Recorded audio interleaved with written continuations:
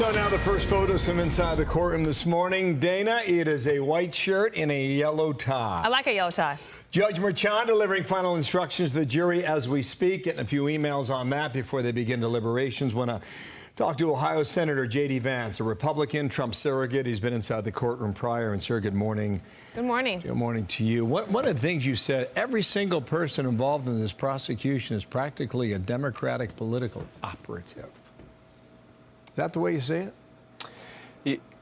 Yeah, Bill, unfortunately, that's correct. I mean, you have, of course, the number 3 at the Department of Justice going to join the New York prosecutor's case to do this.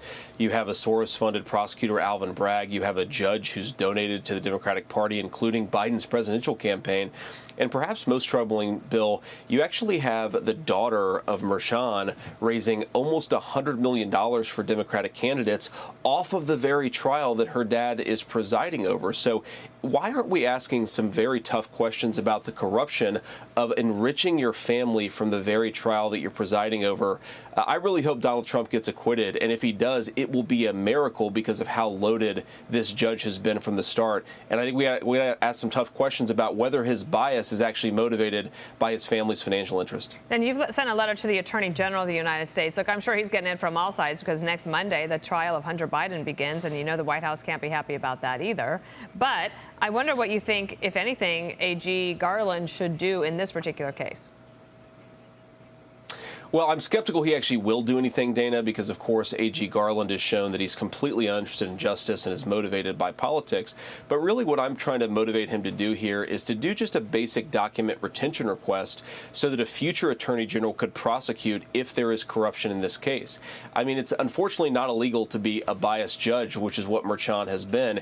It is illegal to be a biased judge in the service of your family's financial interest. And it's insane to me that they're going after Donald Trump for a bookkeeping violation with no underlying crime, and yet you have the presiding judge getting rich, or at least his family is getting rich, off of this particular trial. This is really, really bad for our country, guys. I mean, completely aside from the fact that this is Donald Trump, obviously I'm supporting him for president, what the Democrats are doing is shredding 250 years of constitutional tradition to go after their political opponent. Democrat or Republican, that should really bother you, because I want to live in a country where we can have our democratic debates, we can fight about politics, and at the end of the day, you don't try to throw the other guy in jail for winning an election. Let's see how it comes out. If it's an acquittal or a hung jury, maybe you feel differently. Well, Bill, I wouldn't say that I feel differently about the underlying bias of the prosecution. I do think, of course, the jury has the final word, and I do have some faith in my fellow Americans to see through this for what it is, whether they're Democrats or Republicans. But we've got to be honest about how biased this thing has been from the beginning.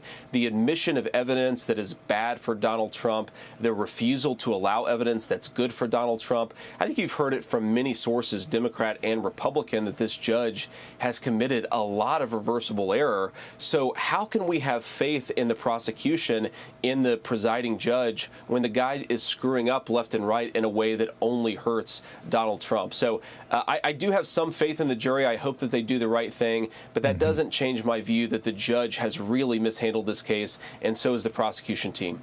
I find it interesting that so many Democrats thought that this was, of the 4 cases against President Trump, that this one that Bragg brought was the weakest one.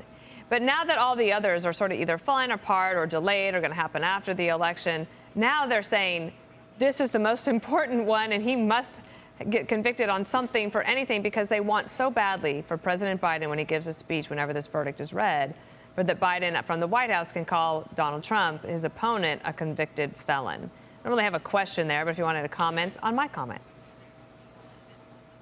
Dana, that's a really important point here, and I've talked to a lot of folks in green rooms. I've talked to a lot of my Democratic colleagues. They were actually mad at Alvin Bragg for bringing this case because it was the weakest possible case. It gave a lot of credence to the idea that this was all just a political prosecution to go after Donald Trump.